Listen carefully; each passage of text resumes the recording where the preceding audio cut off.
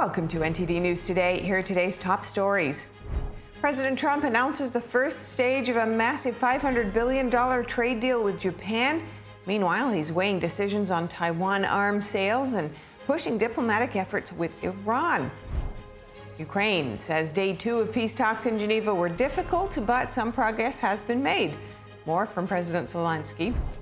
High winds causing deadly pileups and wildfires in the plains. And an avalanche near California's Lake Tahoe prompts rescue efforts for skiers. Over 2 weeks into the search for Nancy Guthrie, officials say DNA from gloves found near her home has not yielded a match. The Pima County Sheriff says they're not giving up. A U.S. official says China tried to conceal a 2020 underground nuclear test by detonating it in a large cavity to reduce seismic signals.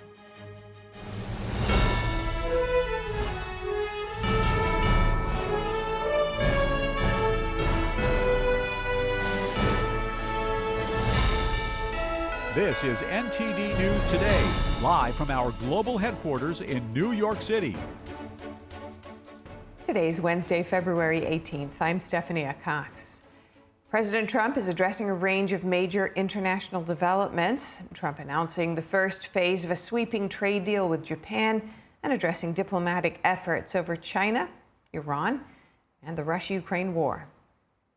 President Trump has announced 3 new projects with Japan, the first stage of a trade deal worth more than $500 billion. The president declaring the agreement officially underway yesterday. He says Japan is moving forward with major investments in the United States worth a total of $36 billion. Among the first projects, a natural gas power facility in Ohio. That's according to Commerce Secretary Howard Lutnick, who says it will be capable of generating 9.2 gigawatts of electricity. Another project is aimed at expanding crude oil exports from the Gulf of America near Texas. Lutnick estimates the facility will export between $20 and $30 billion worth of crude oil annually. The president has credited his tariffs for helping secure the agreement, saying the scale of the project is so large it could not have been done without them. Meanwhile, the president is also addressing tensions with China over Taiwan arms sales. Trump saying on Monday he talked to Chinese leader Xi Jinping and would make a decision soon on whether to halt the sale of weapons to Taiwan. Trump said he expects to visit China in April. Meanwhile, Vice President J.D. Vance, speaking to Fox News, is weighing in on diplomatic talks with Iran. I think the president has a lot of options. We do have a very powerful military. The president's shown a willingness to use it. He also has a remarkable diplomatic team. He's shown a willingness to use that, too. He said Trump is trying to find a solution that would make sure Iran cannot have nuclear weapons. I think it's very important for the American people to appreciate it's one of the most hostile and also one of the most irrational regimes in the world. You can't have people like that have the most dangerous weapon known to man. Over to the Russia-Ukraine war. Ukraine says day 2 of peace talks in Geneva were tough, but there was progress. Discussions were intensive and substantive. We thank our U.S. partners for ensuring that the process is not stopping and continues. There is progress, but no details can be disclosed at this stage. The next step is to achieve the necessary level of consensus to submit the developed decisions for consideration by the presidents. Regarding the military track, I heard progress. On the political track, there was a dialogue and they agreed to continue. I did not hear the same level of progress there as on the military track. Ukrainian President Zelensky said today the latest round of trilateral talks were not easy, but that the sides agreed further talks would take place.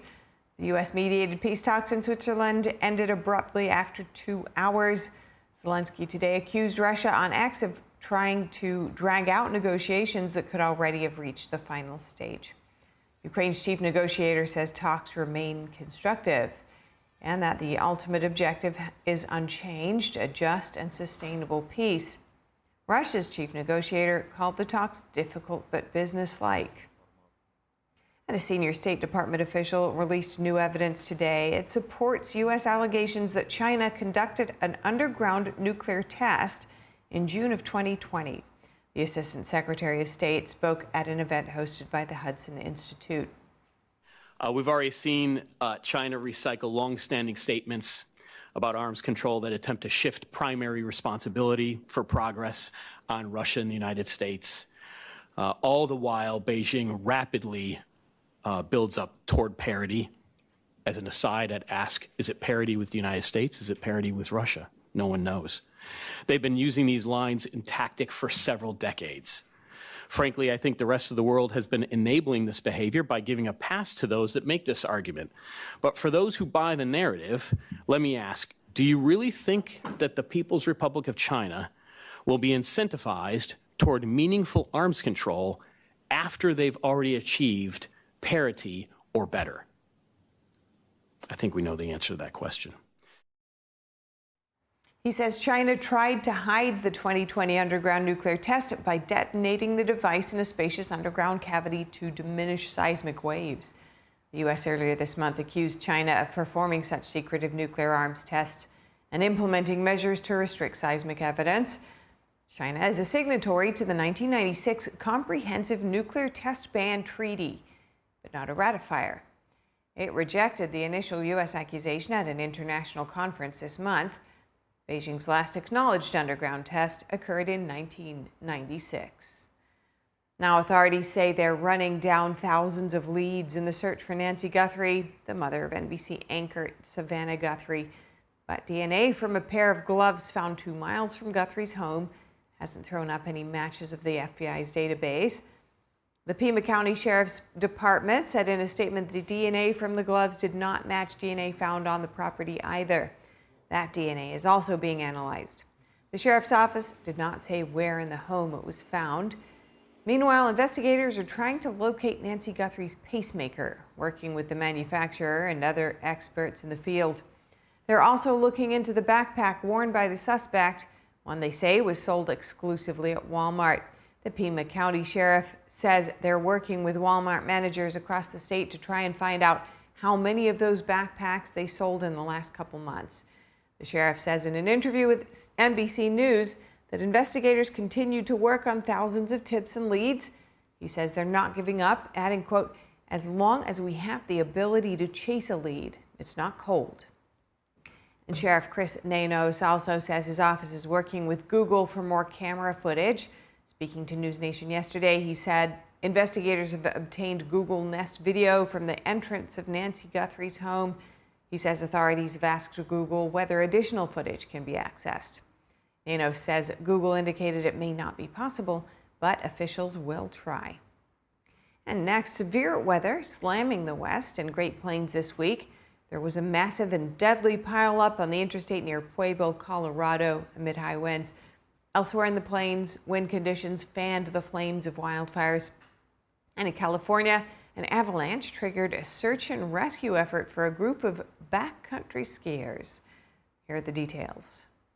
A multiple vehicle crash just south of the city limits. At least 4 people are dead and dozens injured after a massive pileup in Colorado involving more than 30 vehicles. Several commercial motor vehicles, pickups pulling horse trailers, SUVs, and passenger vehicles. It happened on Interstate 25 south of Pueblo Tuesday as powerful winds slammed the plains. Adverse weather conditions with high winds and blowing dirt across I-25. As wind gusts up to 61 miles per hour caused brownout conditions, authorities said, quote, visibility was next to nothing. Strong winds wreaking havoc elsewhere in the plains as well. In northwestern Oklahoma, a wildfire in Woodward forced at least 3,000 people to evacuate. Another fire broke out nearby in Beaver County, Oklahoma, rapidly crossing north into Kansas in just hours. Authorities say the Ranger Road fire burned about 15,000 acres by Tuesday afternoon, but it then exploded to an estimated 145,000 acres by evening. In Kansas, it forced evacuations of more than 11,000 people in several towns. As fires burned in the plains, an icy rescue effort was underway for missing backcountry skiers in California after an avalanche near Lake Tahoe. Where you have brought in snowcats, we have snowmobilers on standby, we have individuals on skis. Of the more than a dozen skiers, 6 had been found and rescued as of Tuesday night after authorities sent out search crews. And our thoughts and prayers are with those missing and otherwise impacted. Folks, stay safe out there. Next, news coming out of Washington, D.C. Police say they arrested a man yesterday who allegedly ran towards the Capitol building with a loaded gun. Just afternoon, We had a white Mercedes SUV park in the 100 block of Maryland Avenue. And then we had a person exit that vehicle with a shotgun and begin running towards the Capitol. I think it's also important to note that this individual had a tactical vest on. The shotgun was loaded. He had additional rounds on his person. Police identified the suspect as 18-year-old Carter Camacho of Georgia. They say he complied with the orders to drop his gun and was then taken into custody. Police say a helmet and a gas mask were also found inside the vehicle, which they say was not registered in his name. He was arrested on charges of unlawful activities and carrying a rifle without a license, among other charges. A motive for the would-be attack has not been determined. Lawmakers are currently on recess and are not in the Capitol building. And an ICE operation turned deadly after an illegal immigrant fled the scene. A Guatemalan national was seen speeding away from a traffic stop in Georgia Monday when he crashed into another vehicle, tragically killing a local teacher. Oscar Vasquez Lopez was arrested following the incident. He faces first-degree homicide by vehicle, reckless driving, driving without a valid license, and other charges. The woman killed in the accident was identified as special education teacher Linda Davis. Homeland Security says federal officers were trying to enforce a removal order before Lopez sped away. Authorities say Lopez entered the United States illegally at an unknown date and had no other criminal history. Lopez was injured in the accident and was taken to the hospital. Police say his injuries were not life-threatening. A California man has pleaded guilty to attacking federal immigration officers with rocks during riots in Los Angeles last year. He faces up to 20 years in prison. The incident took place during a joint immigration operation near a Home Depot in Paramount, California in June 2025. According to the plea agreement, one of the rocks shattered a vehicle window and cut an officer's forehead. According to ICE, the man had been on the run after the riots and was captured at the U.S.-Mexico border last July. His sentencing hearing is scheduled for August.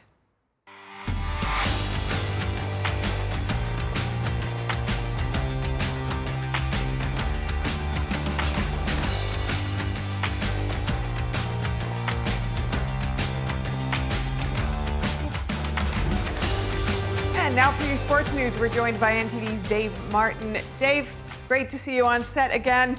There's golf, there's NFL news, but there's also, of course, Olympics. Let's start with any big action that took place today.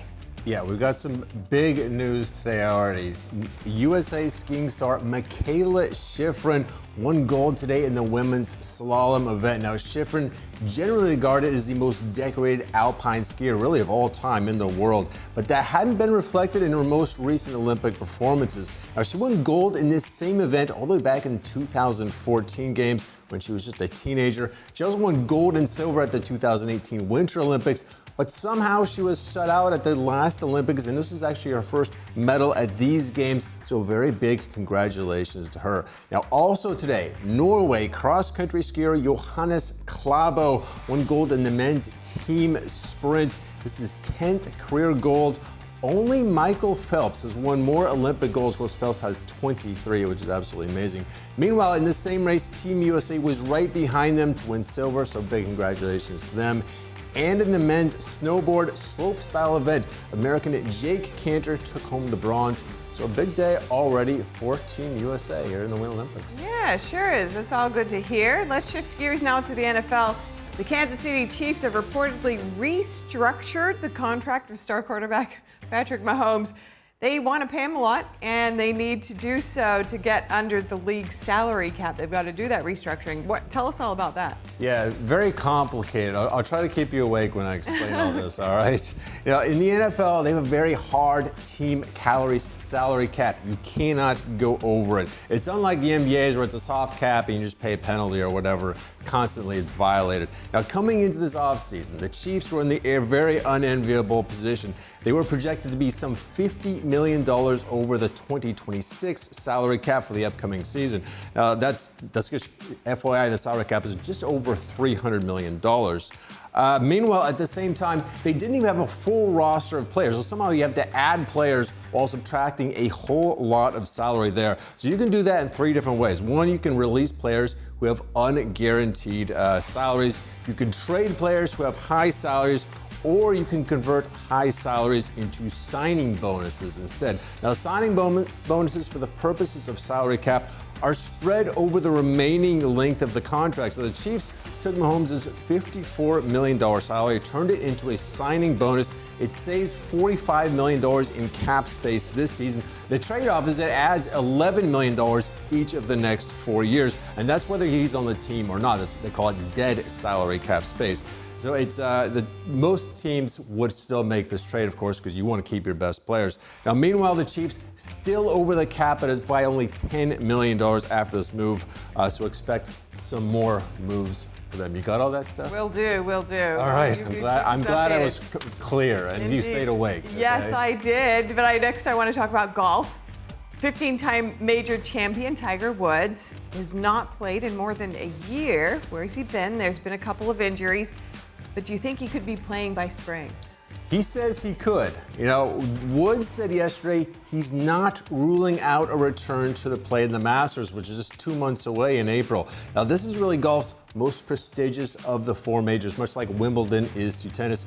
Woods has had a lot of success here. He's won the Masters 5 times. Only Jack Nicklaus has won it more, so I'm sure he'd like to be there. Last year was a very difficult year for Tiger Woods. He did not play a PGA event the entire season for a number of reasons. If you remember last February, his mom tragically passed away, and anyone who ever saw Woods at this PGA event, his mom was always there. You could see how close they were. So he ended up canceling his scheduled event right after she passed. Then in March, he ruptured his Achilles, which normally takes, of course, months to recover from. He didn't actually release a timeline. But the majors happened in April, May, June, and July, and he did not play in any of them. Then finally come October, he underwent lumbar disc replacement surgery in his back. Woods now says, so that was 5 months ago. Woods said yesterday the Achilles is no longer an issue, but the back surgery has been an issue.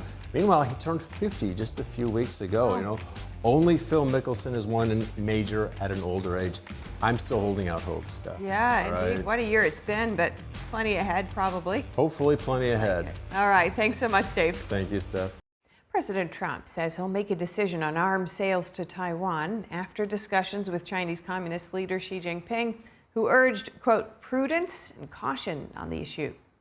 Joining us to discuss the island's defense is retired U.S. Marine Colonel and Senior Fellow at the Center for Security Policy, Grant Newsham. Colonel, the U.S. is required by law to furnish Taiwan with the means to defend itself. So what's the scope of possibilities that Trump would be considering here? Well, he could actually delay or even just without saying anything, actually just make things go much slower. Because he is required by law, as you said, to give Taiwan the means it needs to defend itself.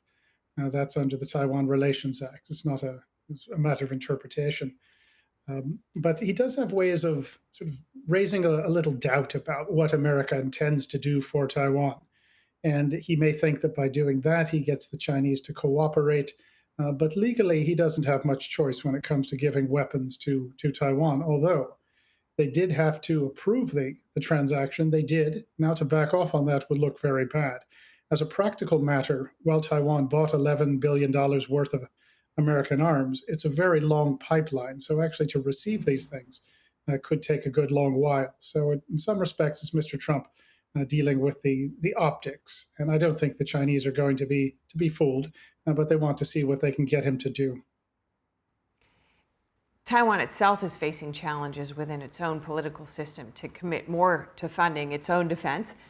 Given China's escalating threats to the island, what's behind the slow movement on Taiwan's own front of its own defense? Well, Taiwan's trying pretty hard, but as you note, there's a constituency in Taiwan that is effectively pro-China, and a good chunk of the opposition, which dominates their Congress, is actually pro-China. It seems to do what China wants, almost to take orders from them. There's two main opposition groups. The KMT is the most well-known, the TPP the other one. But they're making it impossible for the government to allocate funds to pay for the weaponry that Taiwan needs. And it really is inexplicable. The amounts are not huge. Taiwan has a lot of money, but this has been going on for a long time. And Chinese political warfare and subversion in Taiwan has been effective and thoroughgoing for quite some time. And they have, as I said, a huge constituency, particularly in the political class. And while some U.S. Congress members do support more Taiwanese defense spending, they've been quite vocal about that, you've also noted that there are other tools the U.S. can use to encourage Taiwan to get over this hurdle. Can you elaborate on that?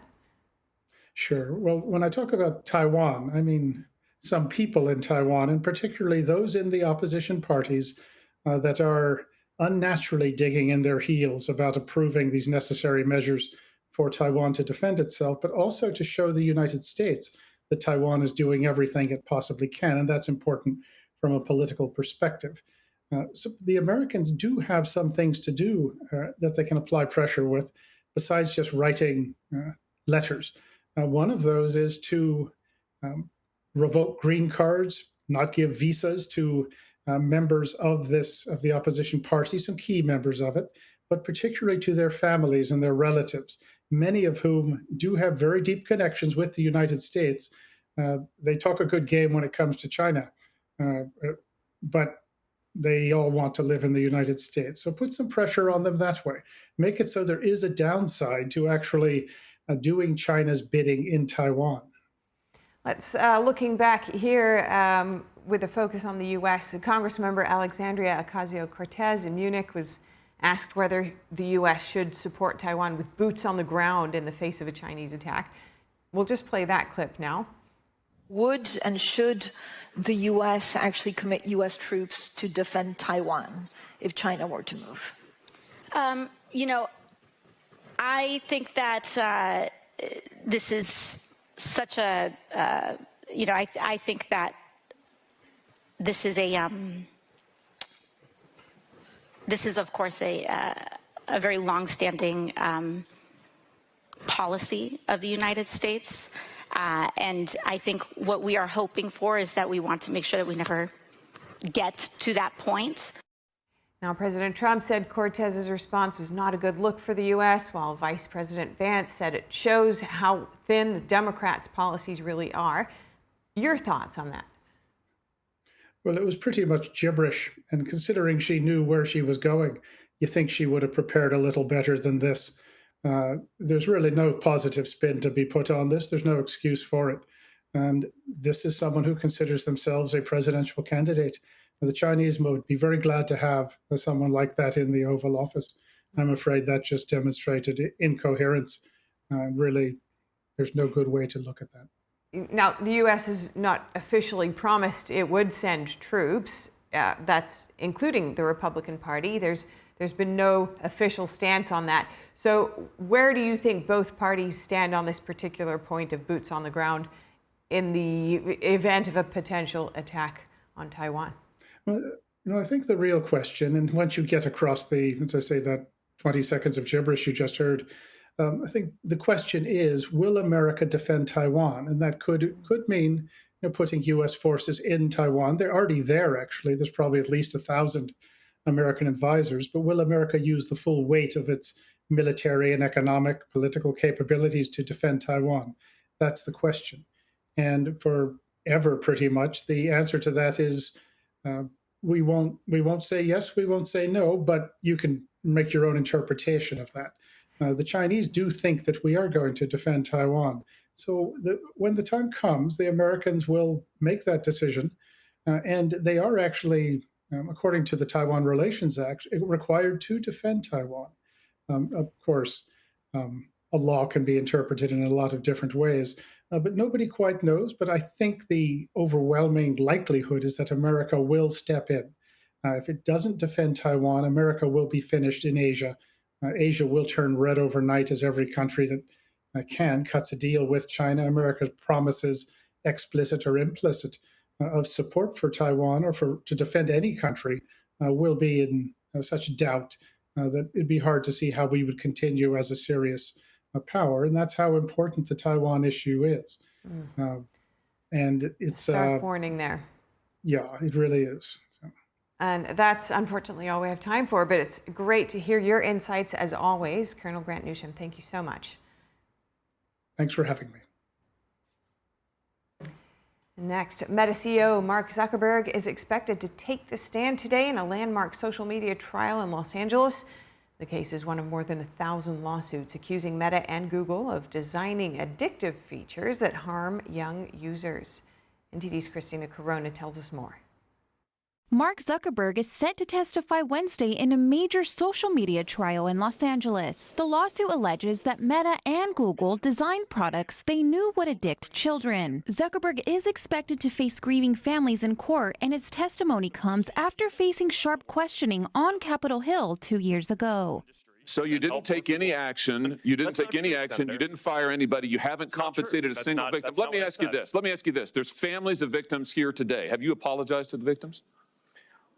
Would you like to apologize for what you've done to these good people? I'm sorry for anything that you've no one should have to go through the things that your families have suffered. Several parents who say social media played a role in their children's deaths are expected at the courthouse again this week. One father says his 17-year-old son died by suicide in 2022 after being coerced into sending explicit images on Instagram. Social media is an absolute addiction for young people at many different levels. It's not just about sextortion for us in this fight anymore. There's fentanyl parents here. There's suicide videos that are getting fed to these young people that are just looking for self-help and looking for an answer.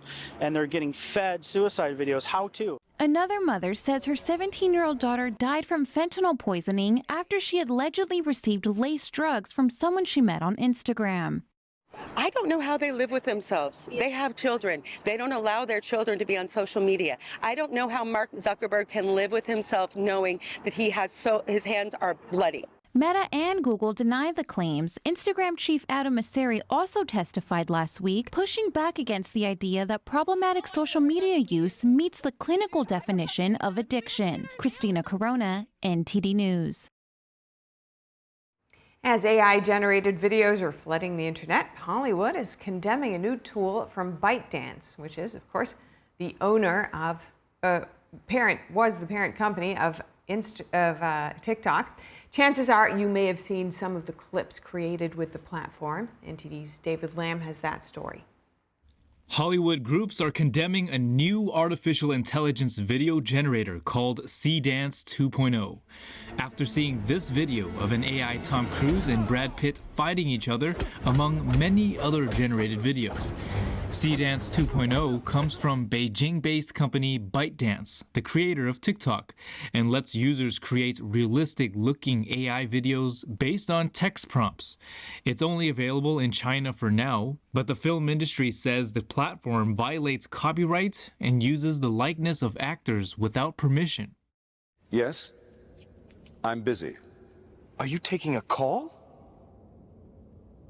It's important. That wasn't an actual Star Wars scene between Count Dooku and Obi-Wan Kenobi, but some argue that these AI tools let aspiring filmmakers make high-quality film in little time. Now, as ridiculous as that scene might have been, Hollywood isn't laughing. The Motion Picture Association said by launching a service that operates without meaningful safeguards against infringement, Bytedance is disregarding well-established copyright law that protects the rights of creators and underpins millions of American jobs. Actors union SAG-AFTRA said this is unacceptable and undercuts the ability of human talent to earn a livelihood. Axios reports that Disney has sent a cease and desist letter to Bytedance, alleging that copyrighted characters from Star Wars and Marvel were pirated. And Variety reports that Paramount Skydance sent a similar letter to the company. Bytedance responded on Sunday, saying, quote, "We are taking steps to strengthen current safeguards as we work to prevent the unauthorized use of intellectual property and likeness by users." David Lamb, NTD News, California. And China is under scrutiny in the Lone Star State. Texas suing TP-Link Systems, a California-based maker of Wi-Fi routers, accusing the company of concealing its ties to Beijing. NTD's Daniel Monahan has more on the case, which Texas says has potentially exposed American users to hackers. Texas Attorney General Ken Paxton announced the lawsuit yesterday. He alleges deceptive marketing practices. Paxton first began investigating Wi-Fi router maker TP-Link in October 2025. Governor Greg Abbott has since prohibited state employees from using TP-Link products. TP-Link was founded in China in 1996. The company says it restructured in 2024, splitting into TP-Link Systems and TP-Link Technologies, which serves mainland China, and claims the two are no longer affiliated. Devices sold in the U.S. are labeled Made in Vietnam. But Paxton alleges those labels obscure a supply chain deeply entrenched in China, with nearly all components sourced there before final assembly in Vietnam. The lawsuit argues those ties leave the company vulnerable to Chinese Communist Party counter-espionage and national security laws, which require Chinese companies and citizens to assist state intelligence efforts, including providing foreign user data upon request. The complaint also says firmware vulnerabilities in TP-Link hardware have already exposed millions of consumers to serious cybersecurity risks. Paxton says the devices function as an open window for Chinese-sponsored threat actors, not the secure doorway consumers expect. The suit seeks up to $10,000 for each violation of Texas's Deceptive Trade Practices Act, or up to $250,000 per violation if the affected consumer is 65 or older. The case follows a House Select Committee on the CCP hearing last year, where retired NSA cybersecurity expert Rob Joyce linked TP-Link devices to the Salt Typhoon hacking campaign, targeting U.S. telecom companies including Verizon and AT&T. Joyce urged lawmakers to eliminate TP-Link's footprint in the United States. TP-Link says it is headquartered in Irvine, California, operates as an independent American company, and that no government, including Beijing, has ownership or control over its products or user data. TP-Link held more than 36% of the U.S. consumer router market in 2024, meaning a ban could rival the 2019 Huawei crackdown as one of the largest removals of Chinese telecom equipment from the U.S. market. Paxton has described the lawsuit as part of a coordinated series of actions against CCP-aligned companies. In December, his office filed privacy lawsuits against Hisense and TCL, accusing them of selling television viewers' data without consent. Daniel Monahan, NTD News. Thanks, Daniel. And construction on the Hudson Tunnel project will resume next week. The Trump administration releasing all remaining federal funding previously frozen. New York Governor Kathy Hochul saying today that President Trump has released the remaining $127 million after speaking with her. She calls this a major win for workers and commuters. The Trump administration previously froze $205 million for the $16 billion project last year. New York and New Jersey then sued to unfreeze the funding. The president earlier this week criticized the project, saying he's concerned about cost overruns. Hochul says she called Trump after his post and told him the project was not facing cost issues. The Hudson Tunnel project aims to build a new commuter rail tunnel connecting Manhattan and New Jersey and repair a century-old tunnel. And the U.S. Food and Drug Administration says today it will now review a new mRNA flu vaccine from Moderna. Earlier this month, the FDA refused to accept the application, citing concerns about how the vaccine was tested. Though the company says the FDA did not raise any concerns about safety or effectiveness, Moderna later met with regulators and proposed a revised approval plan based on age. The company is now seeking full approval for adults 50 to 64 and accelerated approval for those 65 and older with an additional follow-up study. If approved, the vaccine could be available for adults 50 and up for the upcoming flu season. U.S. Southern Command said yesterday that the U.S. military struck 3 alleged drug trafficking vessels, killing a total of 11 people. 2 of the boats were in the Eastern Pacific, killing 4 people on each boat. Another 3 were killed on a boat struck in the Caribbean. U.S. Southern Command said that no U.S. forces were harmed. It brings the death toll up to at least 135 on 43 boats. The strikes have also drawn significant controversy from legal experts and Democratic lawmakers. Before the campaign began in September, the Coast Guard had the task of intercepting suspected maritime drug smugglers. Pivoting now to Europe, the European Central Bank says its president, Christine Lagarde, is not planning to leave her job early. Europe's most important financial institution saying in a statement today, quote, President Lagarde is totally focused on her mission and has not taken any decision regarding the end of her term. They're responding to media reports earlier today claiming that Lagarde plans to quit before her current term ends in October 2027. The Financial Times reports that Lagarde plans to leave ahead of the French presidential election in April 2027. The outlet says this is to give outgoing French leader Emmanuel Macron a say in picking her successor. As the EU's second biggest economy, France traditionally has a big input and the choice. No European Central Bank president has been picked without a sign-off from Paris. And Radio Free Asia has resumed broadcast to audiences in China. That's according to its president and CEO, Beifang. The U.S.-funded outlet had largely ceased operations last year after the Trump administration cut grants through the U.S. Agency for Global Media. Senior advisor to the U.S. AGM, Kari Lake, terminated the funding, citing concerns over alleged bias in taxpayer waste. Fang says the broadcasts in Mandarin, Tibetan, and Uyghur have restarted through private transmission contracts. A spending bill signed earlier this month provides more than $650 million for U.S. AGM. China's embassy in Washington declined to comment on what it called U.S. domestic policy, but criticized RFA's reporting. In China, people are celebrating the start of the Lunar New Year this week. It's the country's most important holiday, similar to Christmas and New Year combined in the United States. It's typically marked by large televised gala shows organized by state broadcasters in Beijing and regional authorities across the country. This year, though, one of those shows didn't go as planned. A televised Lunar New Year gala in central China's Henan province is making headlines after viewers said the broadcast was suddenly cut short. Many posted online saying the show was expected to last 4 hours, but less than 2 hours actually aired. The incident quickly shot to the top of China's trending topics and is now drawing attention overseas. Let's take a look. Even though Henan's Chinese New Year Gala was cut off mid-broadcast, viewers still seemed entertained. Some joked online that the show was probably better than the central government's gala. They must be jealous. Others said, the more they try to block it, the more we want to watch. This year, Henan's show leaned heavily on traditional Chinese culture. One segment told stories of Taoism, heaven, and immortals, a striking contrast to the Chinese Communist Party's official atheism. Another performance called The Long Night Ends had a name that gave voice and hope to unemployed youth, displaced middle-aged workers, retirees without pensions, and underpaid civil servants. A China expert says the abrupt shutdown of Henan's gala signals a significant shift in Chinese society. To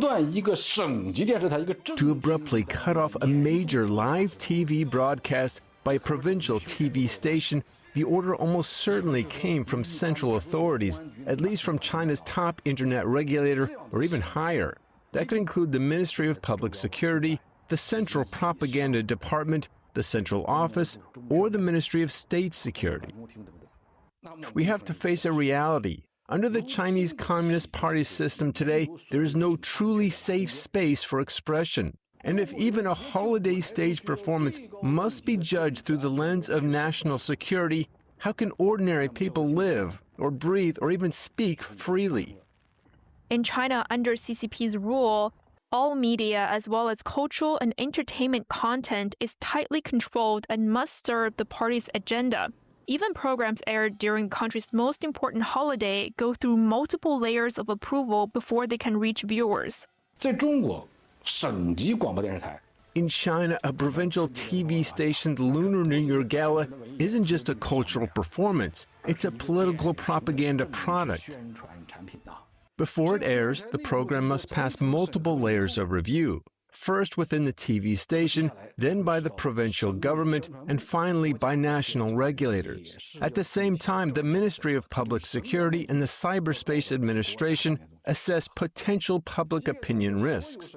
Even after clearing all approvals, the live broadcast is monitored in real time.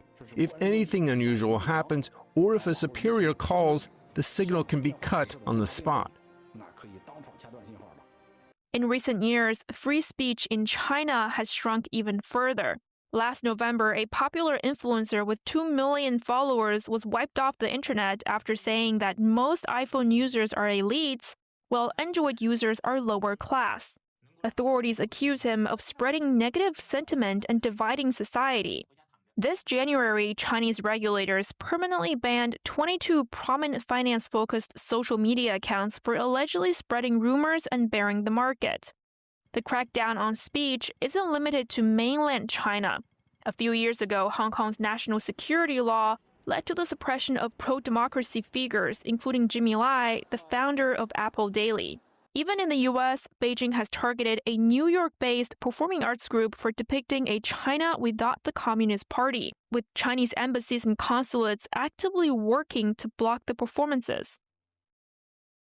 Tragedy strikes in mid-China's Lunar New Year celebrations. An explosion at a fireworks shop kills 12 people today in the central province of Hebei. Eyewitness footage shows heavy black smoke billowing out from inside the premises. State media says the cause of the blast was under investigation. Fireworks are a major part of the holiday, but they have also caused multiple accidents.